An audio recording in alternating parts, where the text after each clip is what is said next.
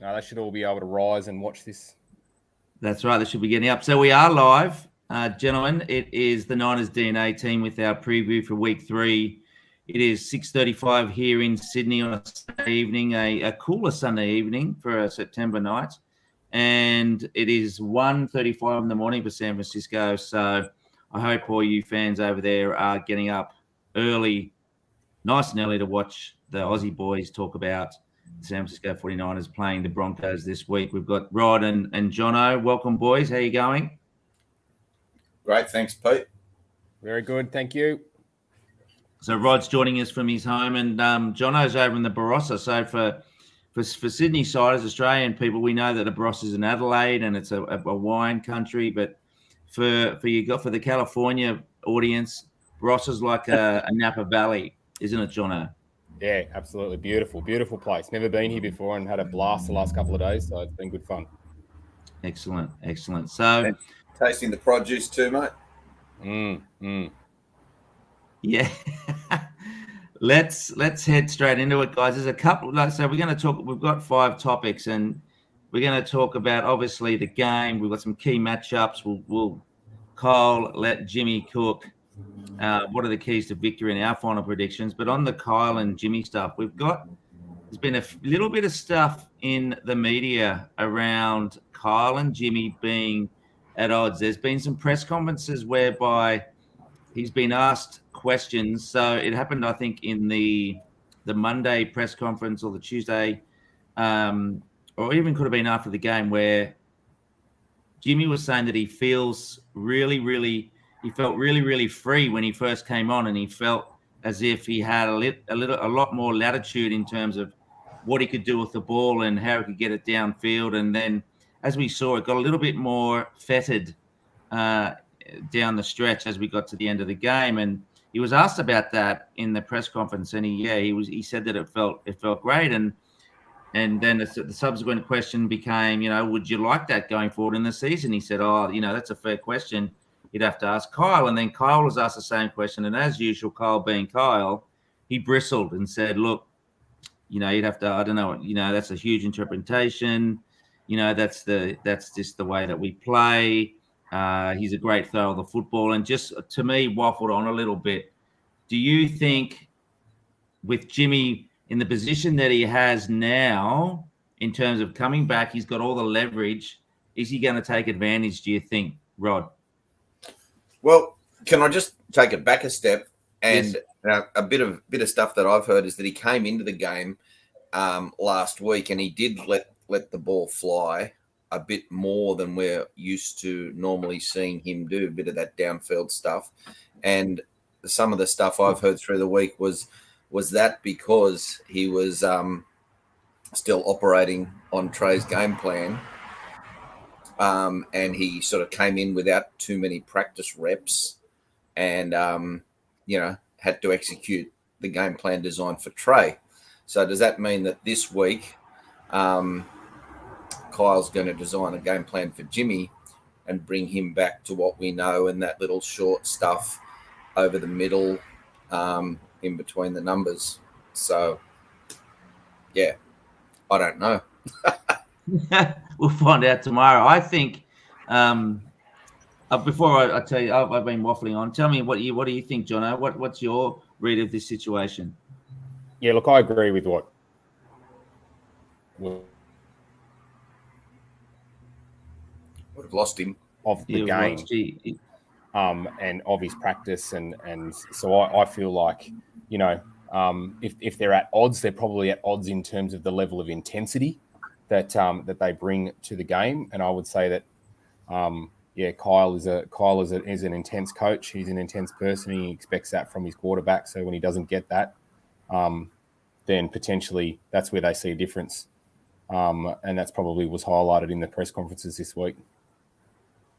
Yeah, I spoke to if some of the viewers saw, I don't know if you guys caught it, but I spoke to Ryan Hensley from California, who does some content creation as a Niners fan, and he found it interesting in terms of the way that Kyle operates as a little bit of a dictator, and maybe there was some dissension there.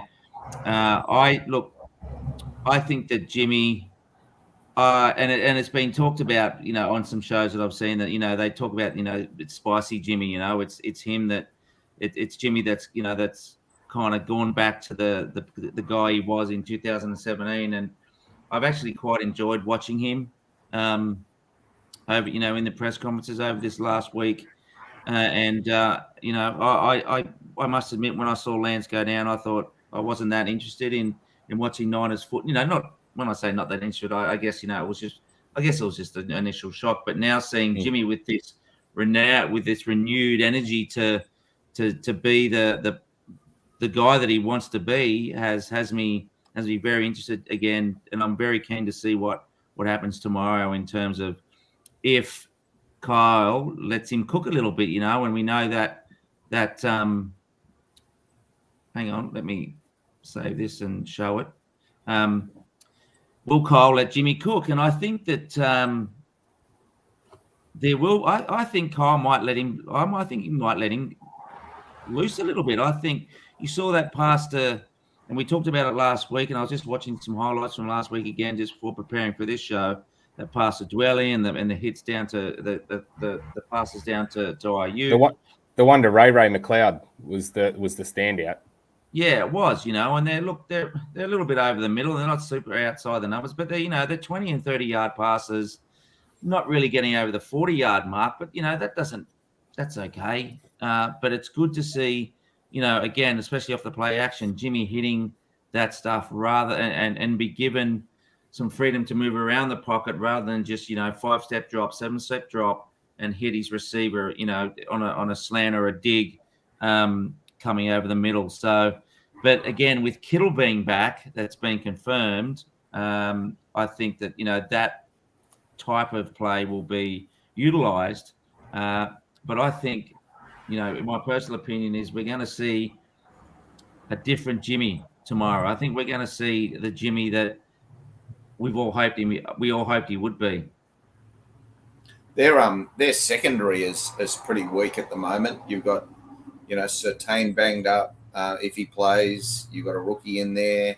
Simmons is out, so why not? Yeah, Darius Phillips is out as well at cornerback. Like they are thin. Yeah, is Phillips out as well. Yep. Ooh, I didn't know that. I knew that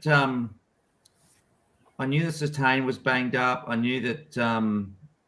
What's the name of Justin Simmons? Yeah, he's the safety that's out. Yeah. So I that's confirmed on their injury report. Their injury report is Darius Phillips is out. Right. Simmons practiced through the week. But they're not expecting.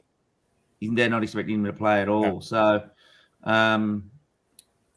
with that in mind, I think well, you tell me, Jono, what do you think with those things? If your question is around will Jimmy G cook, like I agree. Like last week it had a feel and it had a smell like 2017. Like 2017 when he came in for those final 5 games of the year, it was probably what set us up for why we were thinking 2018 was going to be a really great year, and that kind of has that feel around that. The pressure's off Jimmy. What is he? He doesn't have to. Be the beggar to his master in Kyle Shanahan. He can literally go out there and go, mate, this is me. This is all you've got, and I'm gonna do it. Like I still remember watching that Jags game on, I think it was Christmas Eve or Christmas Day here in 2017 when he was sidearm slinging balls into the end zone. Like that's him. That's what I expect to see from Jimmy, and push the ball downfield. And he has some good players, and if those secondary guys are out for the Broncos, I'd love to see, with Kittle back, just pushing it down the field there. It's a couple of, and we mentioned it last week, I think, or a week before. If Kittle plays and Danny Gray plays, just sending him down the middle, over the middle, just let him go. Because you're also a chance of a pass interference as well on those long balls, aren't you? Yep, that's the key, right? Especially with backups playing, they're going to do everything they can to ensure that, and when you do everything you can and you're desperate, you make mistakes. But what I think the really good point that you brought up, Jono, was it's that the power balance has changed. he's in the hot seat now. When I say it's a different meaning, but he's in the driver's seat, I should say, is Jimmy. And I will be interested to see how many times he changes the play at the line of scrimmage. How many we hear that can, and I'm just like, well, what's going to happen now? So yeah, that'll. Really, really excited to see what happens. I think they're both being touted as Super Bowl caliber rosters. And I read another thing while I was doing another anecdote on the NFL website that the 49ers are touted to be in the Super Bowl this year with the Bills, and obviously getting beaten by the Bills. So again, both Super Bowl contenders, one being a little bit banged up in their secondary. Their O-line, let's go back, let's just move on now. We've sort of let that. So let's sort of some key matchups. So going into their offensive line, they've been pretty good. I think they're like 10th in the league so far. But let's think about the teams they've played. They haven't played anything like a defensive front, which they're talking about our front seven to be the best in the league. Well, it sounds like my wife's running around like a maniac upstairs. Sorry, viewers. So anyway, I think what we'll see is that, and last week, I think it was 3 sacks, 7 QB hits that Russell took last week. I think he's going to get, if that's the case against, who did they play last week? Texans, and they struggled. Right? Struggled hard. Struggled hard against the Texans, right? If he's getting sacked 3 times and 7 quarterback hits or pressures, I should say, I hate to think what Bosa and Egapart and Abukum, Egapart, however you say his name, is going to go against those guys. What do you think, Rodney? Oh, Rodney, very formal. Rodney. Well, I may be going a bit early here, but my biggest fear is the Russell Wilson factor. And he's had 2 relatively mediocre games. They've had no success in the red zone. Although in their first game they did fumble twice in the red zone, but aside from that, like he's just like what I've heard Greg Papa describe their offense as discombobulated, and that's how they've been. And over the years we've always had trouble with Russ. Even when we've played some mediocre Seahawks sides, he's always been the one to manage to manufacture a victory against the Niners. So, for me, one of the key matchups is shutting down Russ, not letting him. I know you had Jimmy cook and Pete, but not letting Russ cook, and not letting him have the success that traditionally he's had against us. Yeah, I agree. Yeah, I agree. I agree. Jono? I think it's interesting that we've got some former 49ers on the Broncos team in DJ Jones, who was a big part of stopping the run. And if he can be a menace like he was for us against us tomorrow, I think that's a problem for our run game, because we do need to get that going. And also K1 Williams, like he's a guy that loves to live in the backfield. But so if we can allow that not to happen, he is someone that I think that we can take advantage of vertically. So if we want to see, like, I'd love to see Danny Gray locking up in the slot, in little bunched wide receiver formation, and just sort of have him put on K1 Williams, because Danny Gray will have the speed to burn him to pieces, absolutely to pieces. But I think my number one key matchup is our defense, and I'm gonna put all the money on the table. I'm pushing all the chips in on this 49ers defense for the rest of the year. That they are, to me, I'm willing to bang the table right now and say they are the number one defense in this competition, and they are the thing that's going to take us all the way to the Super Bowl, because they are just that good. Yeah, and I expect them to feast tomorrow. Yeah. There's a couple of keys. There's a couple of keys to this game for me. And again, yeah, look, it's our D, and it's the ability to be able to contain Russ. But there's a couple of little things in terms of, if we look at our offensive line, and again doing some research, our two highest, according to PFF, our two highest offensive linemen have been Spencer Burford and Aaron Banks, are left and right guards. I don't know if that's respectively or not. You're frozen there, Jono. I don't know if you're going to. I think you'll come back. But anyway, I'm sure you can hear us. Yeah. So our two highest graded offensive linemen are our rookies. So that means, again, we've done a great job in drafting a couple of those guys, and that means that people like McGlinchey and Trent Williams need to step up. I think Brendel's playing, isn't he? But I think there's another guy who has a trying to think. I should always write these names down because my memory's getting worse. Brunskill's out, isn't he? He's been out. I think it's hamstring stuff. Yeah. But if we look at, so Surtain's banged up. He's up against Debo, right? In terms of our attack, I think Debo wins that every time in terms of we're not going to go downfield to Debo. It's going to be yak with Debo. Debo doesn't have the blistering pace of the Danny Gray or Ray McLeod. And then if you look at their other wideout, which was when Jerry Jeudy was injured last week, was a guy, Cortland Smith, who was targeted. I've written down here 11 times. He got 7 received. He caught the ball 7 times and had 122 yards. But he's up against Mooney Ward, and so if we look at those key, both those key sides of the field, I think we've got those pretty well covered. So that with our offensive line working, and let's think, and in terms of the rushing game as well, the Houston Texans only ran the ball 18 times last week. Can you imagine how many times we're going to run it? We're going to run it at least 25, 30. We ran it 45 times last week. Well, there you go. Oh my God. So their run game is and they allowed, what was their allowance in terms of, I've got it down here somewhere. I don't think I've actually got the allowance down here, but Pete, to your point around the wide receivers, like with Cortland Sutton, if Jerry Jeudy doesn't play, Tyree Cleveland is the only other wide receiver on that roster, and he's out. He's out now as well.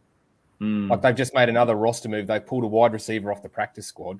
Like if Jerry Jeudy's not there, it's Cortland Sutton and no one else. Yeah, who's the? Yeah, I didn't look into their tight ends because I know they're not flash. Well, they moved on Noah Fant in the trade, so like it's it's trouble time. I smell trouble for them. Yeah. And Jono, you mentioned DJ before. He's banged up as well. He's got an ankle. He didn't practice through the week, so they're in all sorts.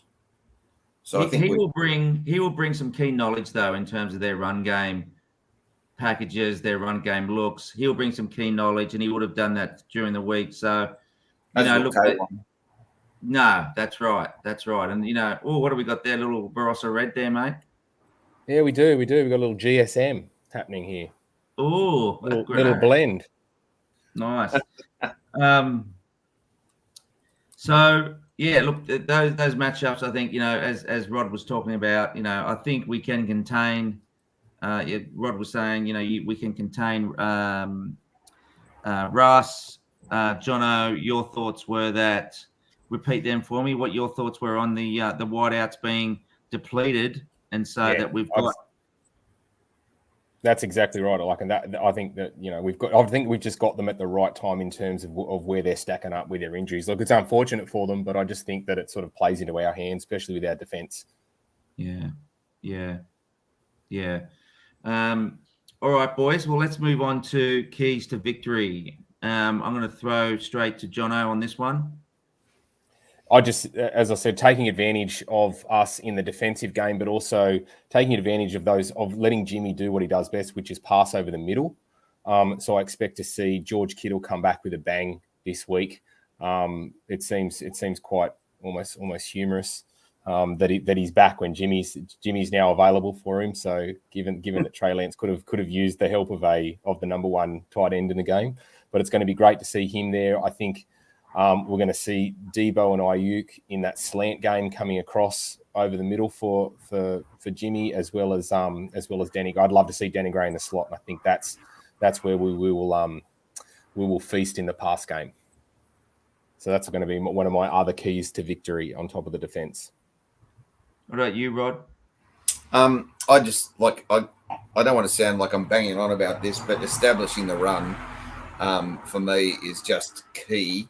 Jono, you said we're a defensive side, but we also just love to tote the rock. Just, when there's a statistic, and I don't know what it is, so I won't pull it, but it's a statistic that when we run the ball 30 plus times in a game, like we're in the high 90s for victory.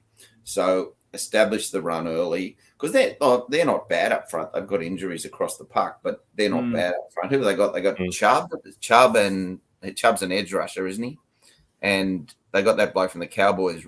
Is it Gregory? Yeah, Randy Gregory. Randy Gregory. And he's a bit of a thug. He's the guy that hurt Jimmy. His shoulder, but my God, he gave away some penalties. So he's a bit of a thug. Yeah. Obviously, he doesn't sort of think too much between the ears. He just kind of goes. Yeah, but definitely a danger. So for me, just establishing that run, and as I alluded to before, and I apologise for going prematurely, but containing Russ when we really need to, and not letting him get away, get out of the pocket and do all that fancy stuff that he does, avoiding us. And I think that's really important. The other thing with the run game, I really want to see who's going to step up in the running game this week. And I said it last week, and I'll say it till I'm blue in the face. I love Debo on that end around on the outside, those jet sweeps and all those sorts of stuff. I just don't like him banging up between the numbers all day long. It worries me immensely when you got a $20 million running back. So that's, look, I'm not telling Kyle how to coach, but that just worries. Every time I see him carted up the middle, it worries me a lot when he's been used as a bell cow. Get him on the edge, get him burning those blokes. With his size and his speed on the edge outside the numbers, he's just unstoppable. That I agree. Run last week wasn't from the backfield. That was one of those end around ones that he created. He's just got such good vision though, doesn't he? Like he went one way and it wasn't working, and he beat someone, and then he had there's an image on Twitter that I saw with 3 defenders literally in front of him, and that was prior to the 50-yard gain. Yeah, he just makes it happen. Yeah, I agree. Let Jeff Wilson, let Jordan Mason, and let Marlon Mack, who's joined the active roster, to bang that between the tackles. That's what they're there for. That's their job. I think, John, Rod, you should tell Shanahan how to coach, because I think he needs some help sometimes, because you're exactly right. We're paying Jimmy G. We're paying Debo $25 million.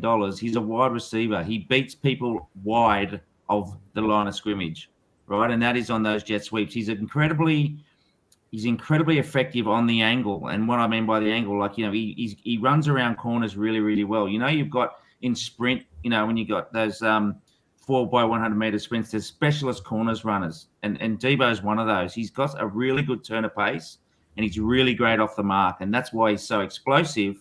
Getting through. Sometimes when he goes up the middle there a little bit, he's good at breaking tackles. But again, the propensity for him to get injured is just, worth, reward versus effort. It's just not going to. So you leave to JWJ, who again was nearly at 5 yards per carry last week.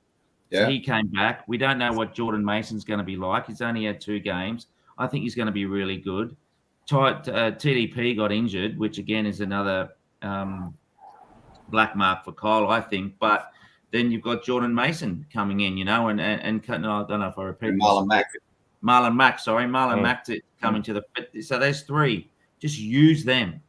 Use Debo for those slants, for those, and he might get wide open on a busted coverage every now and again, because he does, right? Because people are wondering about or worried about BA or Kittle getting Kittle getting open or Ross Dwelly getting open, he might find himself, in some wide open spaces. So I would definitely not be overusing Debo.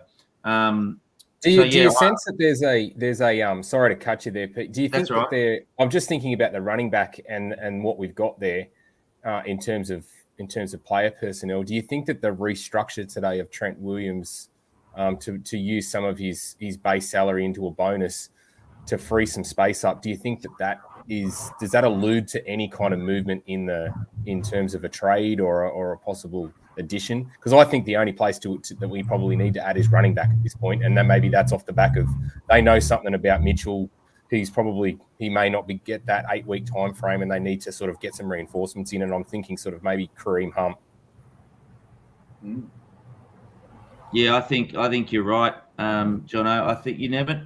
They talk about the 49ers never leaking information, but and sometimes you never know what they're going to do. But they don't make these moves without a prior motivation, without thinking about it real, because they're a smart organization. And when I say they, I mean like your Adam Peters and the guy that looks after the Parag that looks after the money. So they've spread out his signing bonus over a long time, so that they can free up some money. Because you're right, we might not see Mitchell for the rest of the season.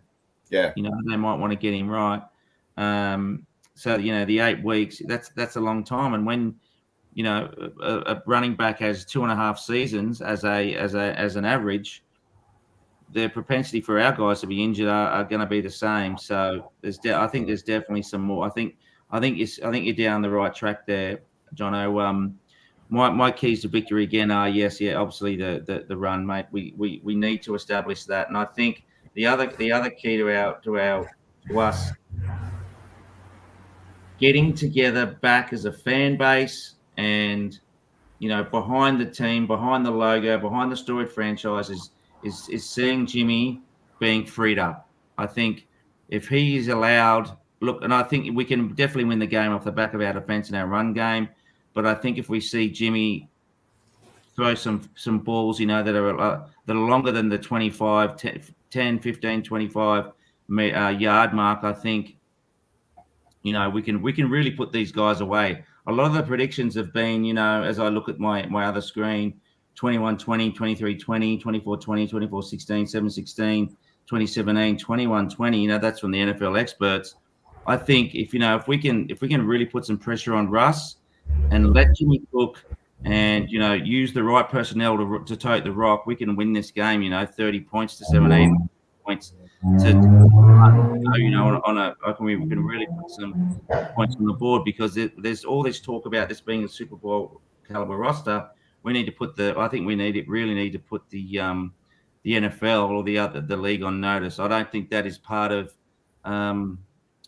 Kyle's makeup in terms of showing stuff too early, but I don't think he has any choice at the moment because of the way that things have worked out. And so I've given my final prediction, fellas. Let's hear from you. So I'm saying that based on some predictions of all of us put together, I think we can win this game comfortably. And I'm going to say we're going to win this game 31-30, 31 to 17 or 20. What's your prediction, boys? I'll go first, Jono. Yep. Yeah, mate, go for it. I've got 27-17. I agree with you, Pete. I think those the scores that you're reading out there are probably all the national media basing their results around the 1.5 point spread. I think exactly. It's 1.5 point spread. But I agree with you. Like, based on what we've spoken about today, but we're not playing the best Broncos tomorrow. And, I agree with you, Pete, your words. We need to make a statement. Like, we beat ourselves against the Bears. We were the best side for 2.5 quarters, and we beat ourselves by not being able to get points. We should be a 2-0 side. We're not. But let's be a 2-1 side, because, we can be that. We can be that team. We need to show the rest of the teams in the NFL that we're the NFC, top of the NFC. Absolutely. I agree. Absolutely. I'm going with a margin of 24-13. And I'm going to say here's my best bets for the round. Here's a little same game multi you can get on. Give the 49ers minus 1.5 as Rod was saying. I think we'll cover that comfortably. They're asking for Debo for 33 rush yards. Take that on the overs. Take Kittle for 46 receiving yards on the overs, and you'll get yourself a nice little $5.25 multi to bring yourself home. But here's my big one. Lock this one in. San Francisco 49ers to defense to score anytime at $9.25. It's Pick City tomorrow, baby. Let's go. $9.25. Is that the defense to score at any time? Wow. Pick six or fumble return, whatever you need. Wow. That's a good bet. Is this on Sportsbet, mate? Sportsbet, get on. Sportsbet. If you're listening, watching, we're open to sponsorships. So Jono has some very good bets for us there. I think I'm going to take that pick six at 9.25 for sure. But that's a good, I might spread it across a multi plus. I was 3 from 4 last week before poor old Trey went down. You were, and Trey was, and Jono, can I just say Trey was well on target for those 188 yards as well. So that's the only thing that cost you multi last week. All right, let me write that down, mate, because I'm going to put it in the comment section after this. So what's your multi? So 49 is the spread. Minus 1.5. Yep. Debo for his plus 33 rush yards. Kittle for plus 46 receiving yards. And if you want to get extra juicy, throw in San Francisco defense to score anytime. So 43 yards plus for Kittle. 46. 46. And then defensive score, pick six. Anytime. That can just stand alone for 9.25 if you want that action. Yeah, nice. All right, gentlemen. Well, that I think is a great way to end the program. It's our week 3 preview, the Denver Broncos at home to our San Francisco 49ers. We're all pretty confident. I must admit, being during the week, I was not picking them to win only based on the fact that Russ was going to be able to get his what's the word? Not compassion. Mojo back. Yeah, he's get in tune with his wide receivers. But now that Jerry Jeudy's banged up, you got Tyreek Cleveland out. Tyreek Cleveland out, and you've got that other guy, which his name is Cortland Sutton, who was his only guy that he went to, and he ended up throwing an intercept based on the amount of times that Russ threw the ball to him. So I have changed my tune, and that's okay. We can do that. I think we're going to win. I think we're going to win well. I think Jono and Rod thinks the same. Any last words, gentlemen? Look, this is just a little one, but I think there's some doubts about Eric Armstead playing. There is. And, we activated is Akeem Spence today. Yep. Right. Who's a D man. So I just think that points to perhaps Armstead not being out.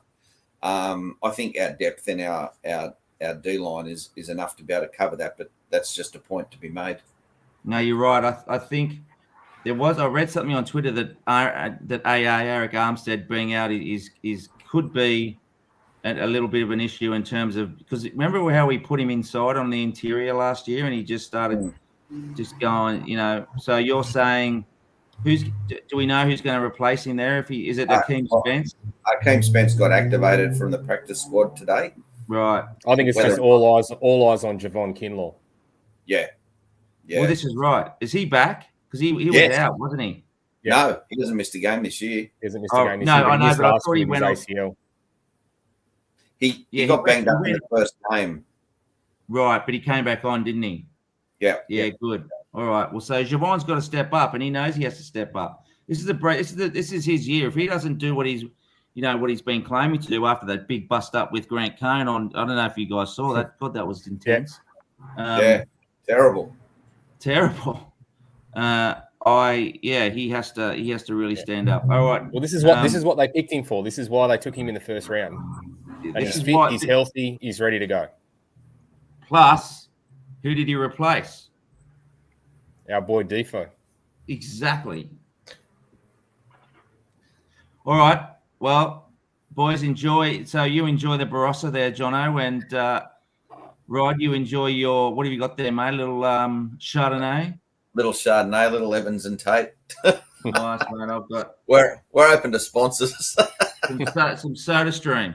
Some Soda Stream mineral water. Well, we need someone to keep control of this ship, Pete. That's right. All right, cheers, boys. Have a great evening, and look forward to chatting to you guys over Twitter and all that business tomorrow while the game's on. Sunday night football. Okay. Take care, boys. See ya. Go Niners.